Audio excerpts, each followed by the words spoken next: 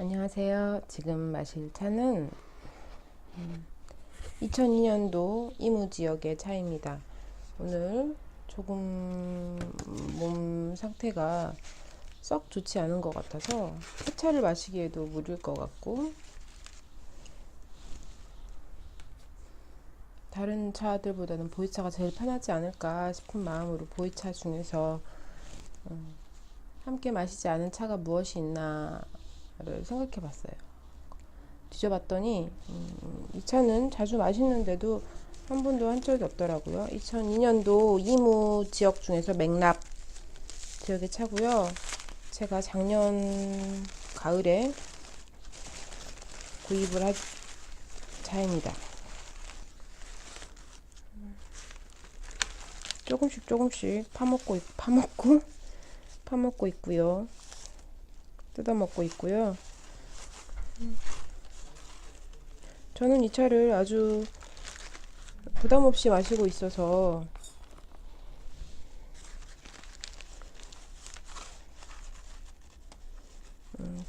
제대로 시음을 해보지는 않은 것 같아요. 근데 사실 구입하기 전에 제대로 시음을 하는 것은 뭐 의미가 많은데요. 구입을 하고 난 뒤에 이 차를 그냥 편하게 즐기는 것은 또 다른 문제라고 생각되어서인지 따로 뭐 계량을 하지도 않고 그냥 덥석덥석 마시고 있습니다. 오늘도 덥석덥석 마실 거예요.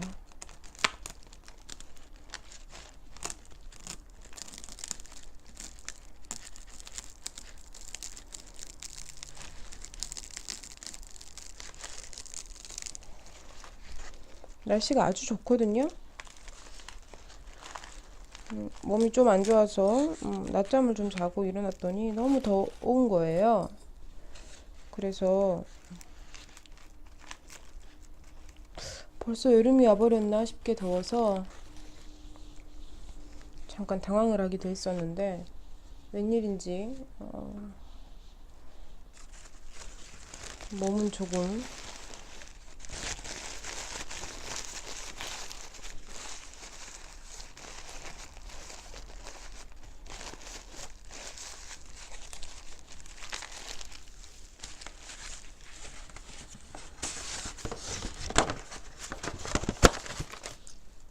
그래서 좀 제일 편하게 마시기 위해서 다른 번거로운 것들은 다 치워버리고 그냥 다광과 찻잔 하나 안으로 해결하고 싶은 마음이 커서 큰 잔을 준비했습니다. 지금 다관에는 자사오에는 뜨거운 물이 부어져 있는데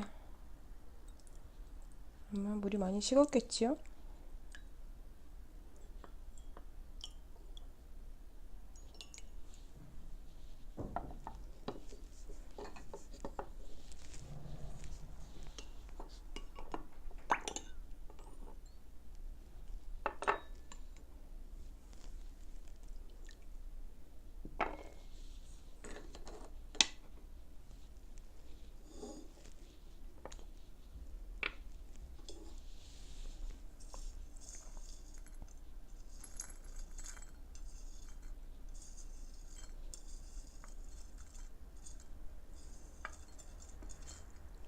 평소보다 많이 넣나 싶기도 한데 짧게 우리면 되겠죠.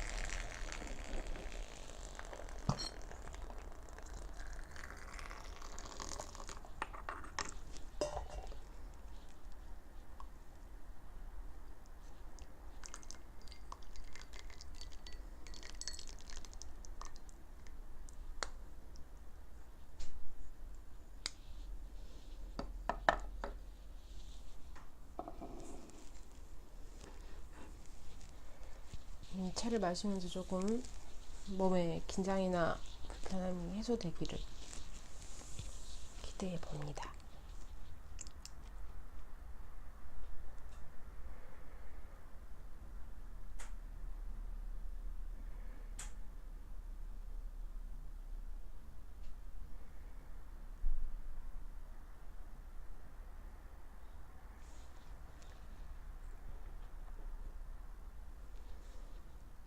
조금 쉬어야겠죠?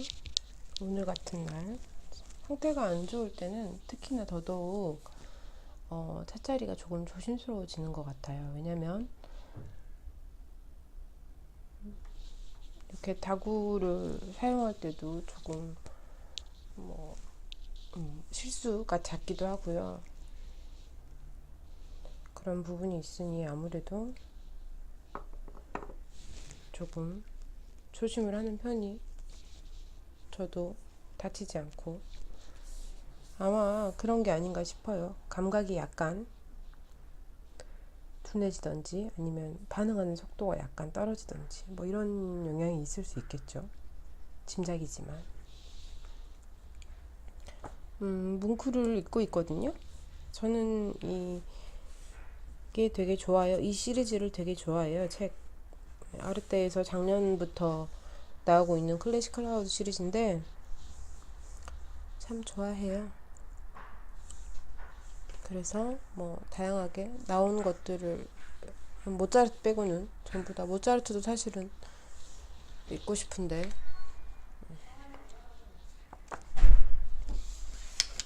차가 식는 동안 제가 표시 앞에 읽은 부분 중에 표시해둔 이게 너무 저는 이게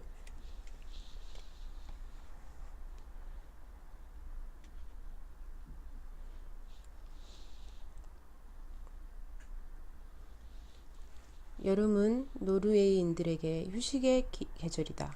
긴 겨울 끝에 순식간에 봄이 오고 짧고 강렬한 여름이 지나면 잦은 비와 우중충한 날씨의 가을이 잠깐 머물다 다시 겨울이 온다. 춥고 어두운 긴 겨울을 이겨내려면 짧은 여름의 태양을 온전히 즐겨야 한다. 그래서 노르웨이인들은 여름이 되면 산이나 바다로 떠나 긴 휴가를 즐긴다. 특히 전기나 상하수도와 같은 시설이 없고 자연 속에 고립되어 있는 별장으로 가는 사람들도 많다. 익숙했던 문명의 편리함에서 벗어나 물을 길어오고 장작불을 피우는 등 자연과 한층 가까운 일상을 보내며 휴가를 즐기는 것이다. 수주일에 이르는 여름 휴가 동안 문명과 단절된 생활을 하면서 등산이나 스키, 수영 같은 야외 활동을 즐기거나 책을 읽고 간단한 소일을 하며 시간을 보낸다. 이렇게 자연 속에서 고립된 상태를 노르웨이인들은 매우 편안하고 행복하게 생각한다. 넓은 땅에 비해 인구가 적고 산악지대가 많으며 춥고 눈 내리는 겨울이 길어 사람들 간의 이동과 교류가 적었던 탓인지 전통적으로 노르웨이인들은 혼자 보내는 시간이 익숙하고 또 그것을 중요하게 생각한다. 혼자라는 것에 대해 외롭고 심심하다는 등 부정적인 느낌보다는 평화롭고 행복하다고 생각하는 경향이 있다.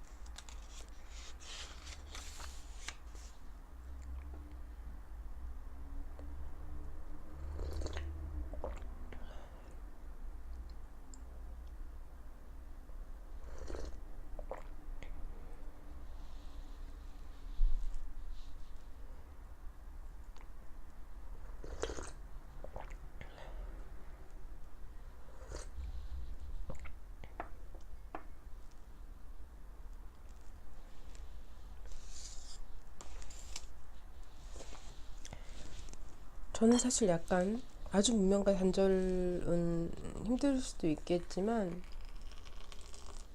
약간 그런 생활을 바랍니다.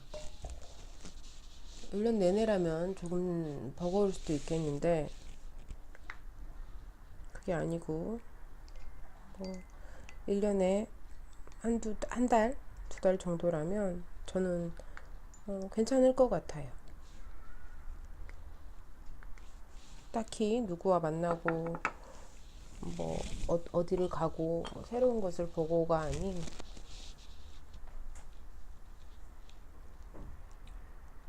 그냥 차를 마시고 책을 읽고 가볍고 간단한 식사를 하고 뜨개질을 하고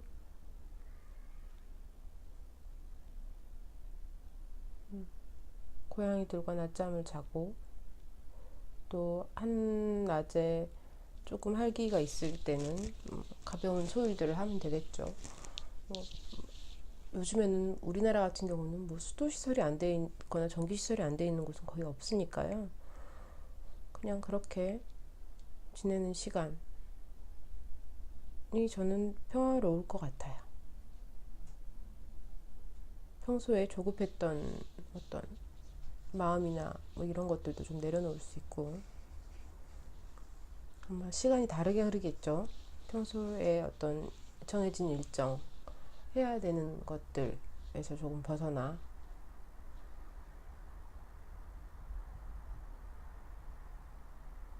그런 시간들 사람들에게는 그런 시간이 필요하다고 생각을 하는데 막상 그런 시간이 주어지면 어찌할 바를 모르게 되기도 합니다. 그 점도 어떻게 보면 참 슬프기도 하고요.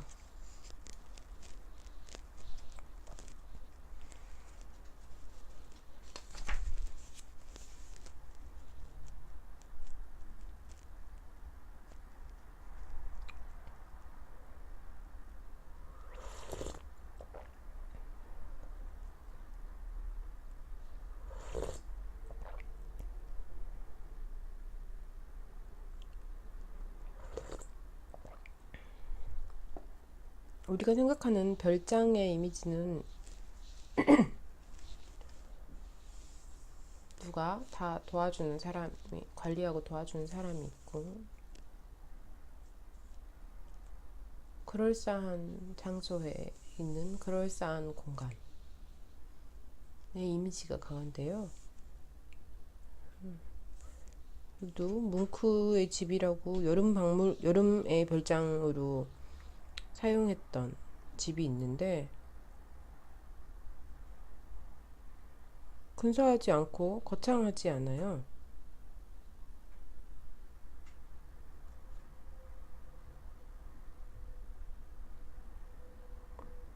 제가 농담처럼 친구들에게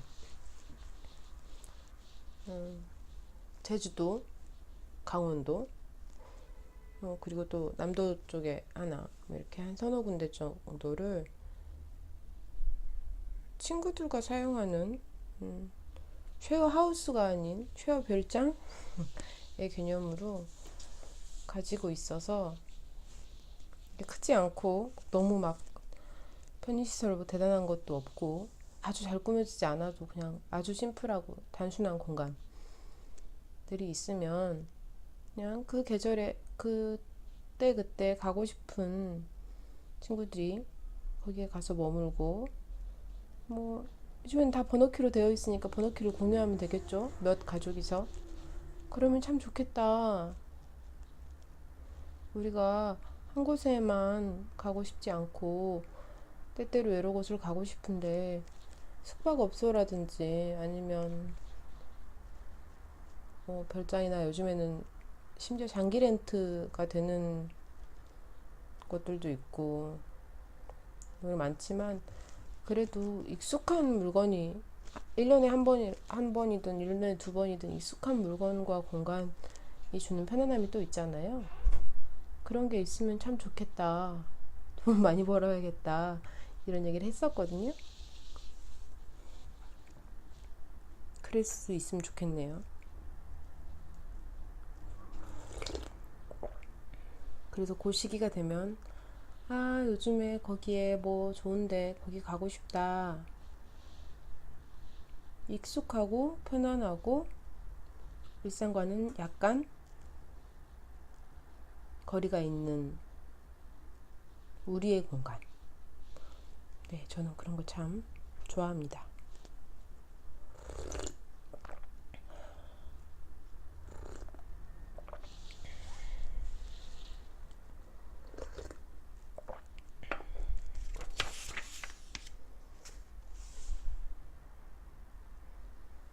집 내부도 있는데 그 별장, 여름 별장의 내부도 있는데 지극히 소박해요.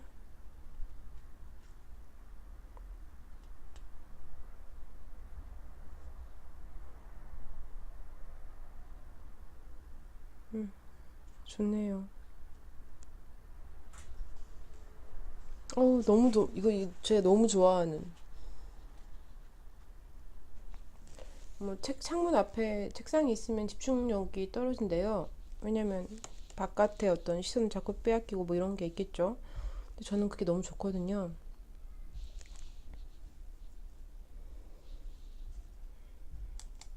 물론 전에도 한번 언급한 바 있듯이 자연이어야겠죠.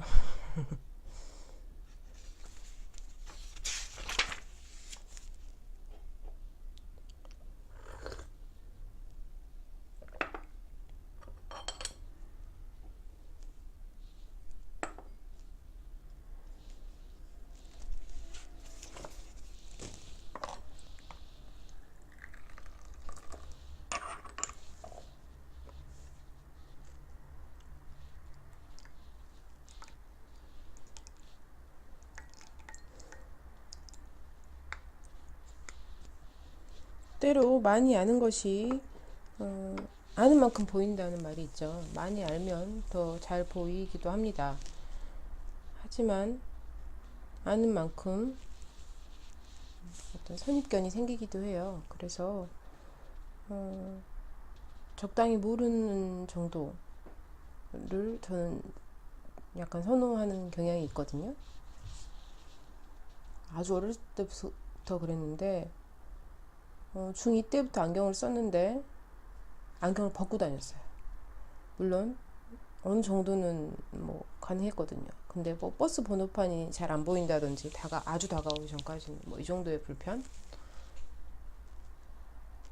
뭐 이런 거였기 때문에 평소에는 벗고 있고 필요할 때만 썼습니다. 영화관에서 자막을 볼 수는 없으니 그때는 안경을 들고 나가고 그게 지금 20 몇 년간 쭉 이어져 오고 있어요. 안경을 썼다 벗었다. 다행히 눈이 더 많이 나빠지진 않았고 그 정도인데 평소에는 너무 또렷하게 보이는 것보다 살짝 덜 보이는 게 좋습니다. 집중해야 될 때만 집중하고 싶어요.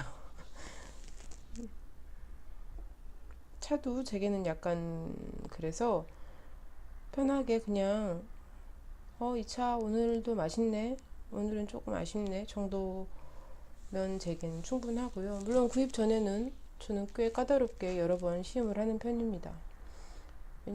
한 번 마시는 것과 여러 번 마셨을 때 마시는 것은 차이가 분명히 있다고 생각하거든요. 그런 그 차이는 제가 느끼기에는 다양한 변수에도 얘는 어느 정도 맛있게 우러난다. 어느 정도 늘 유지되고 맛있는 맛을 보여준다라는 어떤 증명 같은 거거든요. 저에게는 그렇게 까다롭게 고르고 대신 집에서 마실 때는 이미 골랐으면 그냥 편안하게 즐기곤 합니다. 이 차도 그렇게 편안하게 즐기고 있는 차 중에 하나예요.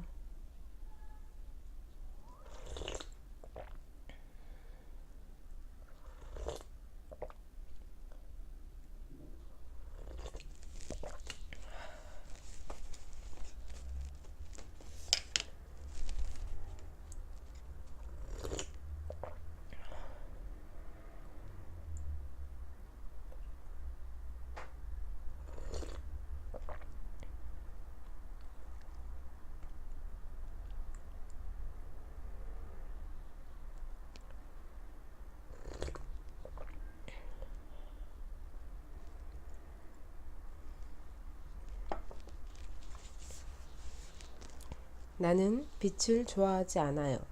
나는 달이 구름 뒤에 있을 때가 최고라고 생각해요. 그때의 빛은 매우 편안하고 비밀을 간직하고 있어요. 그때의 빛은 매우 절제력이 없지요. 그녀가 말했다. 나는 태양이나 환한 빛도 그럴 수 있다고 생각해요. 브렌트는 말했다. 특히 어스름하게 밝은 여름밤에 말이죠. 나는 그래요. 한참 뒤에 그녀가 말했다. 오늘 같은 밤이면 나는 무엇이든 할 수 있어요. 어떤 끔찍한 미친 짓도. 브란트는 그녀의 크고 어두운 눈을 들여다보았다. 무슨 의미일까? 그는 순간 어떤 일이 벌어질 것이라는 느낌을 받았다. 마치 죄를 짓는 기분이었다. 그녀는 입을 한쪽으로 찡긋하며 신비하고 부드럽게 웃었다. 사랑스러운 미소였다. 그도 역시 웃을 수밖에 없었다. 뭉크의 노트래요.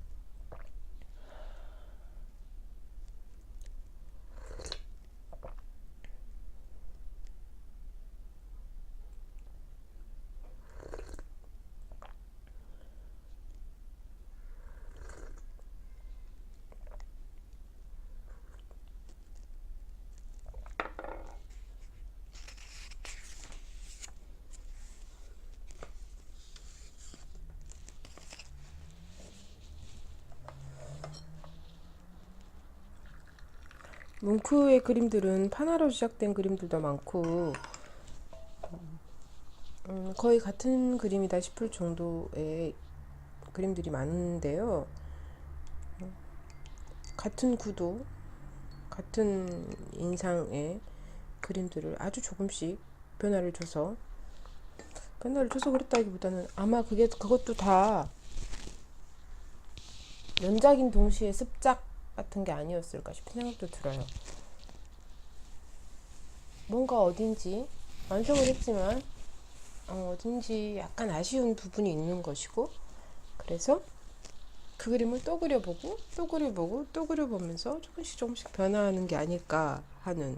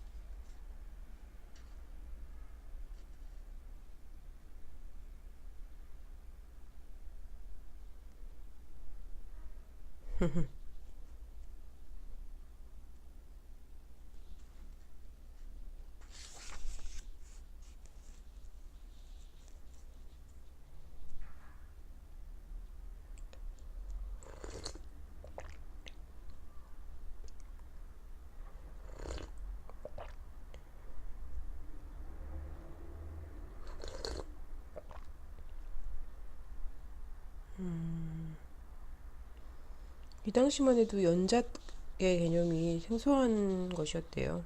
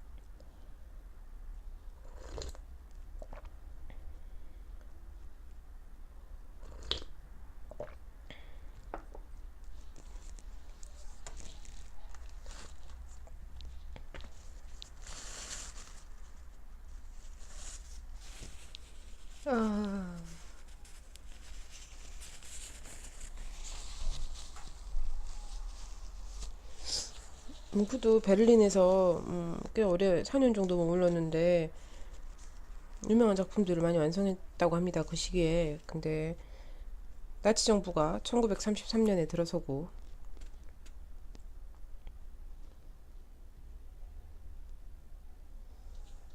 그 얘기 아시죠? 히틀러가 과거에 원래는 화가를 소망했다고 뭐 그 이야기들 뒷이야기들 그래서 미술이나 예술, 문학 어떤 모더니즘 현대적인 것들 새로운 창조나 어떤 그걸 뭐라 그래야 되죠? 그런 것들 굉장히 탄압하잖아요. 퇴폐 미술전을 했대요. 나치 정부가. 그 당시에 젊은 예술가들이 추구하는 것들이 타락했다를 보여주기 위한 방법으로 퇴폐 미술전을 했대요. 진짜.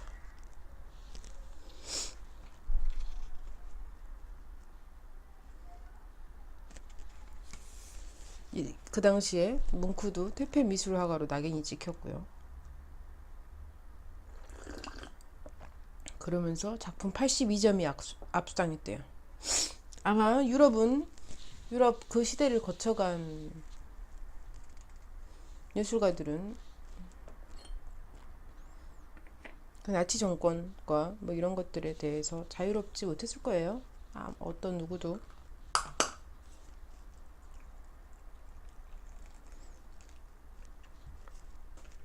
그 중에는 뭐 정치색이 본래부터 뭐 정치적인 어떤 입장이나 태도가 확고한 사람도 있었겠습니다만은 그냥 그저 자기가 추구하는 예술 정도였을 수도 있는데 여러 이유로 탄압을 당하기도 하고 심하게는 뭐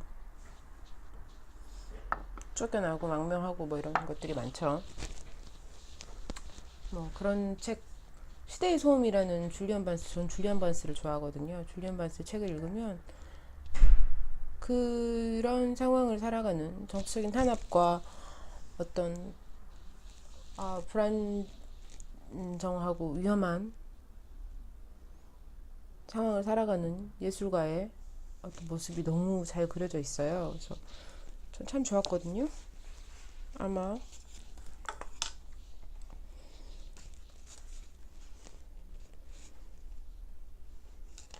이 시대를 거쳐왔던 사람들은 예술가들은 다 그랬겠죠. 예술가뿐만 아니라 과학자도 그랬고 다 많이들 그랬으니까요. 철학 지식인들은 많이 그랬죠. 왜냐하면 자기의 생각이나 입장을 드러내는 층들이 지식인들이고 그것을 어떤 다른 예술적인 것들을 표현하는 것이 예술가들이니 자기들의 생각을 외부로 표출을 했을 테고 그랬을 경우에는 이제 반발이나 탄압에 부딪혔겠죠.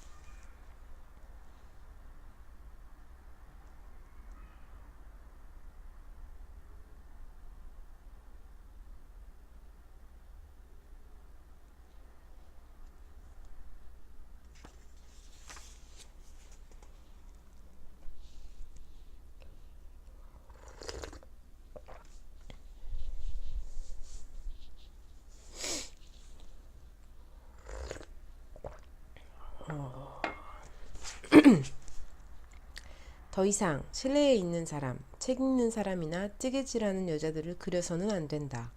살아 숨쉬고 느끼고 아파하고 사랑하는 살아있는 인간을 그려야 한다. 나는 그런 종류의 그림들을 그릴 것이다.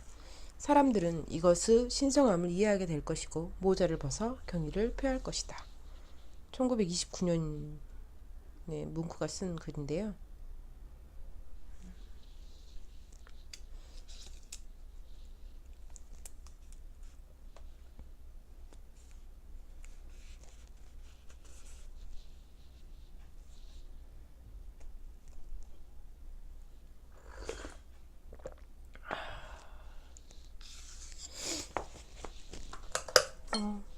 따뜻한 차를 많이 쭉 마시고 있으니 안 그래도 따뜻했던 오늘 하루가 땀이 삐질삐질 등을 타고 흐릅니다.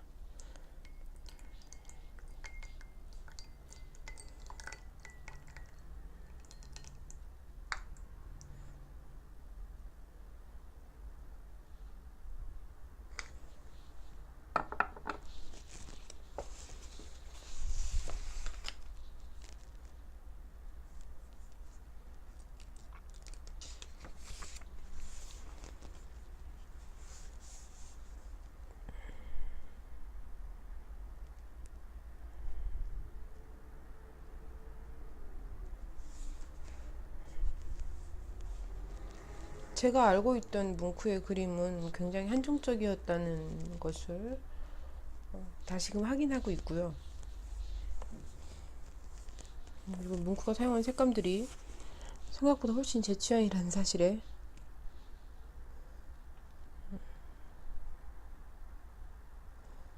뭉크가 살아온 삶은 두고라도 네, 확실히 어떤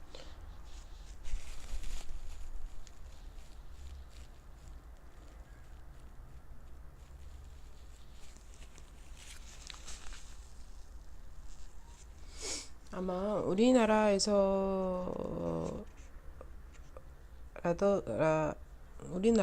더욱 그럴 수도 있을 것이고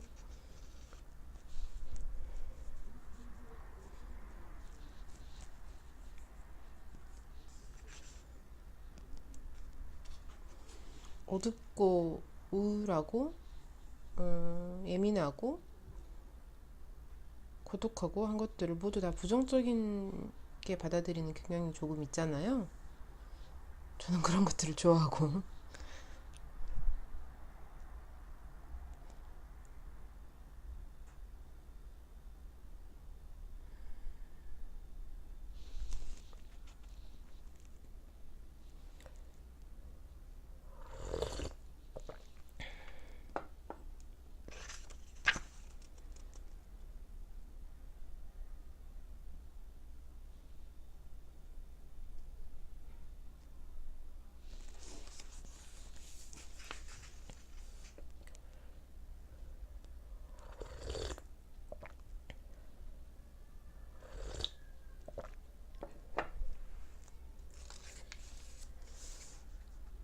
근데 색감이 정말 제가 좋아하는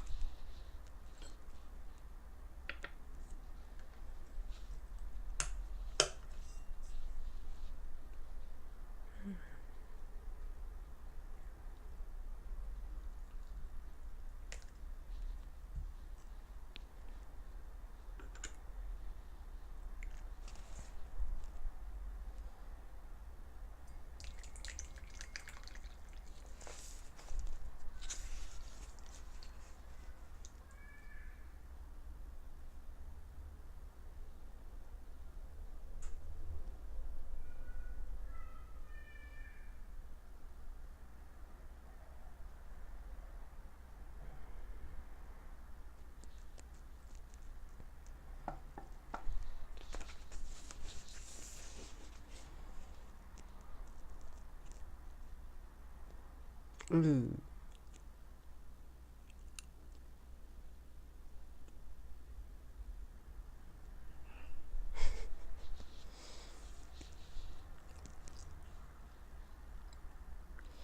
보면 이 시대의 유럽을 보면 그 뭐라 그러죠? 뭐라고 했는데? 특이점? 찾아온 시대랄까? 우리가 흔히 알고 있는 한 번쯤은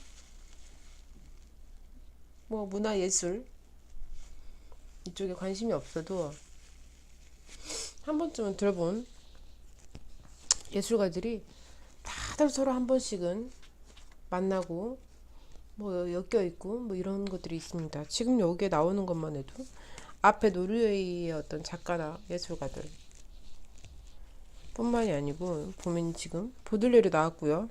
입센 뒤에 보면 드간 세자르 누아르 뭐 이런 거 다 나오고요. 보면 이게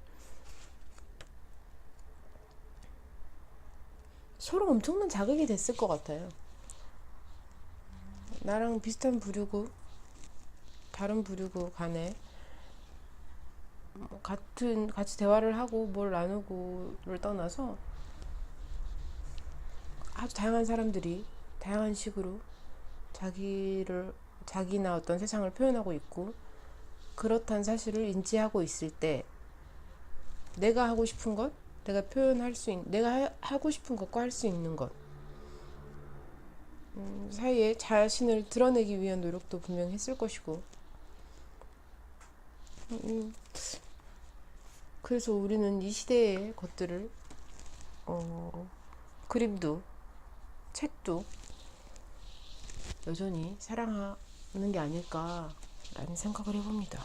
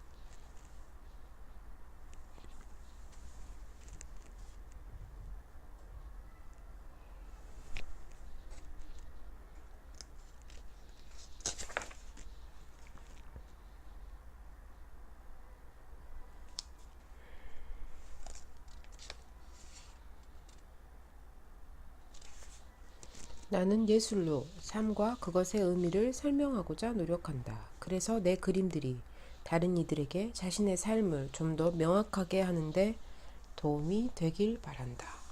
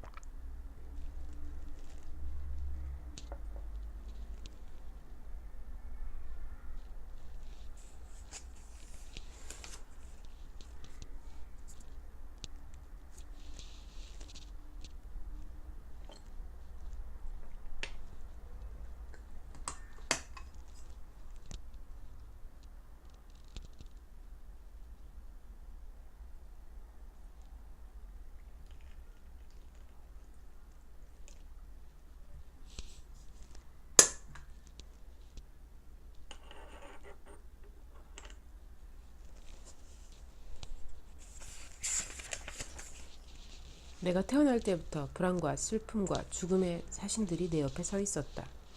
저녁에 눈을 감을 때면 그들은 내 옆에 서서 죽음과 지옥, 그리고 영원한 징벌로 나를 위협한다.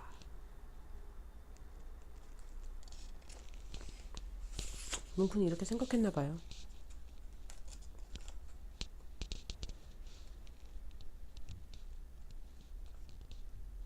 응?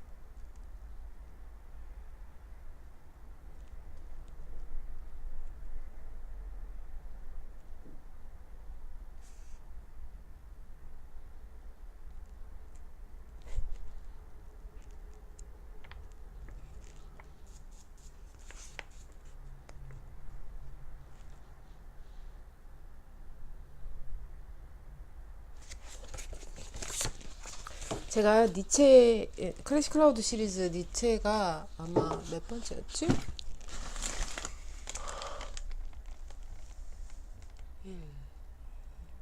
두 번째였나?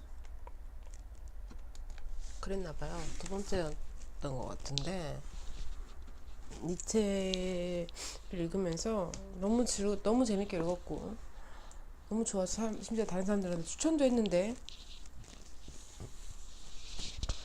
제 감상은 그거였어요. 우리가 보통 정신 분석학이나 어떤 심리 뭐 이런 것에서 어른 아이라는 표현을 사용을 하잖아요. 아직 온전히 자라지 못했는데, 제대로 자라지 못했는데 어른의 모습을 하고 아이의 마음을 가진, 그래서 극도로 불안정하고 혼란스러운, 자꾸 뒤엉킨 상태를 드러내는, 단순하게 제가 제 식대로 표현하자면 찌질한 찌질한 니체라고 찌질한 니체지만 그래 그 마음은 알겠다 라는 게 굉장히 강했거든요. 뭉크도 제가 초반 3분의 1쯤 읽었을 때 한 말이 그거였어요. 아, 뭉크 찌질해 이렇게. 근데 인간의 찌질함이란 나쁜 거라고 생각하진 않아요. 어떻게 보면 그게 애처롭고 안쓰럽고 또 귀여운 부분이기도 하죠. 물론 직접 대면하여서 부딪히는 것들은 그 찌질함을 좀 버겁지만, 모든 사람에게는 그런 면이 있으니까요. 찌질한 니체에 이어서 찌질한 뭉크를 읽으면서, 뭉크는 니체를 아주 좋아했고 니체의 초상도 그리고 두 사람 사이엔 접점이 많죠.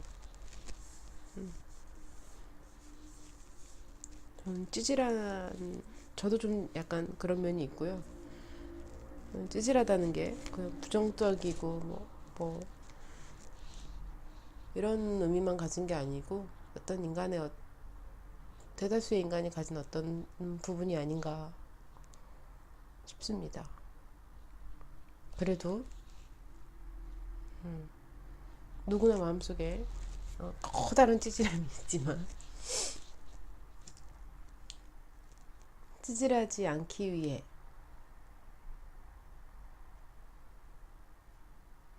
특히 관계 속에서 찌질하지 않기 위해 약간 노력할 필요는 있지 않나 하는 생각을 합니다. 그 관계 속에서 찌질함을 드러내면요, 자기의 소망이나 바람과는 전혀 다른 관계들만 형성하게 돼요. 돌이킬 수 없는 상황들로만 자꾸 몰아가게 되죠. 조금 초연해질 필요가 있는데, 어떻게 보면 애정이나 어떤 이런 게 기대가 커서일 수도 있을 것 같아요.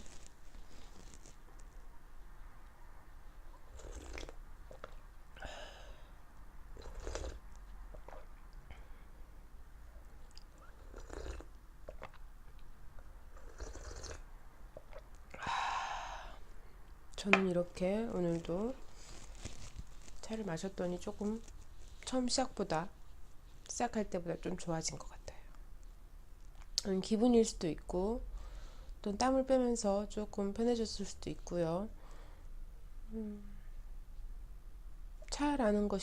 차자리가 주는 뭐 이런 효과일 수도 있겠죠. 네, 이렇게 오늘도 저의 일상의 한 토막을 함께 해주셔서 감사합니다. 다음에 또 뵙겠습니다. 감사합니다.